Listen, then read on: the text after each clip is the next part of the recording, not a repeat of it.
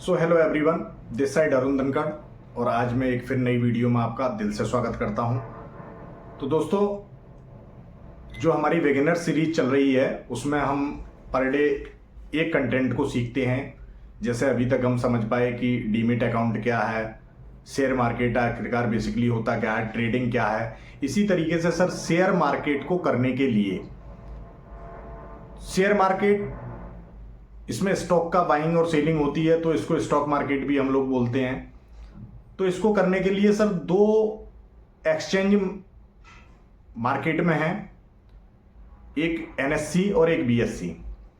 तो हमें इसका जानना भी बहुत ज़्यादा जरूरी है कि एनएससी क्या है और बीएससी क्या है। बीएससी बॉम्बे स्टॉक एक्सचेंज और एनएससी नेशनल स्टॉक एक्सचेंज। अब इन दोनों चीज़ों का मार्केट में क्या रोल है।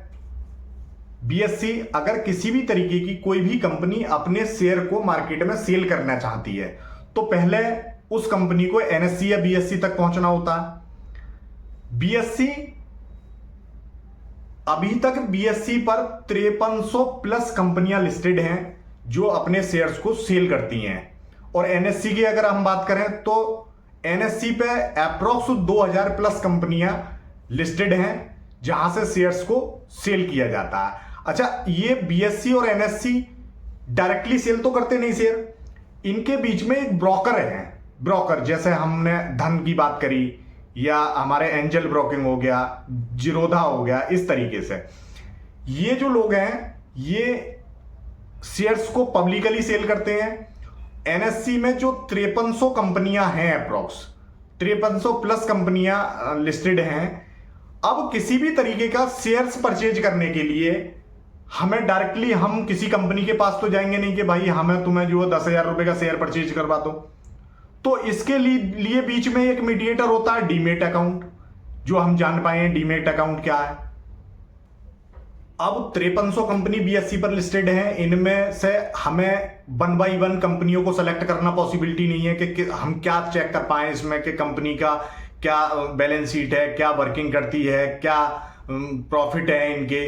तो इस तरीके से 5300 कंपनियों को आइडेंटिफाई करना वो पॉसिबिलिटी है ही नहीं।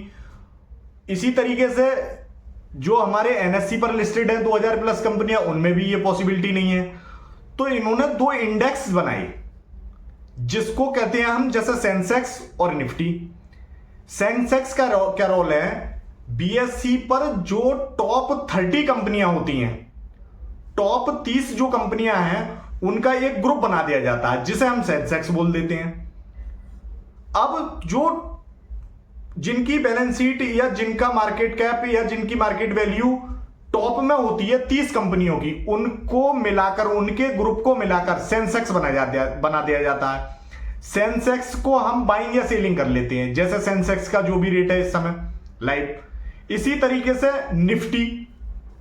निफ्टी में टॉप 50 कंपनियों को ले लिया जाता है। जो टॉप की 50 कंपनियां होती हैं उसके हिसाब से निफ्टी का एक रेट बना दिया जाता है। ये एक औसतन प्राइस होता है। यहां हम 1 बाई 1 चेक करने की जो टेंशन है हमारी वो खत्म हो जाती है। एनएससी और बीएससी ने जो इंडेक्स तैयार किया, जैसे बीएससी के जो टॉप 30 कंपनियां हैं उन टॉप 30 कंपनियों के ग्रुप को हम सेंसेक्स बोल देते हैं।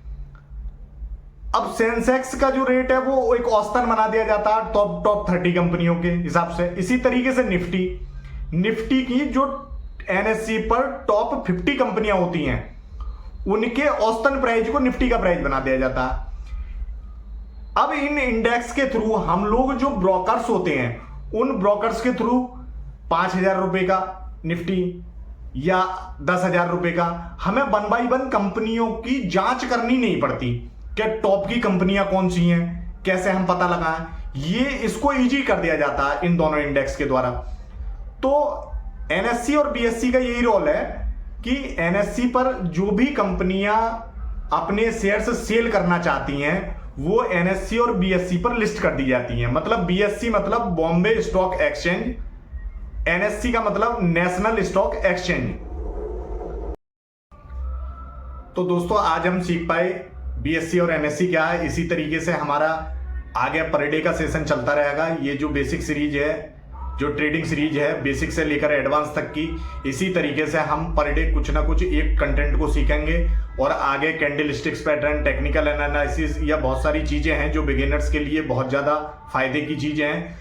तो मैं यही कहूंगा कि लोग जो, अगर आपको वीडियो अच्छी लगी हो तो वीडियो को ज्यादा से ज्यादा लोगों को शेयर करें, सब्सक्राइब करें और बेल नोटिफिकेशन को जरूर ऑन कर लें, जिससे हमारी आने वाली प्रत्येक वीडियो आप तक पहुंच पाए। Thank you, bye bye.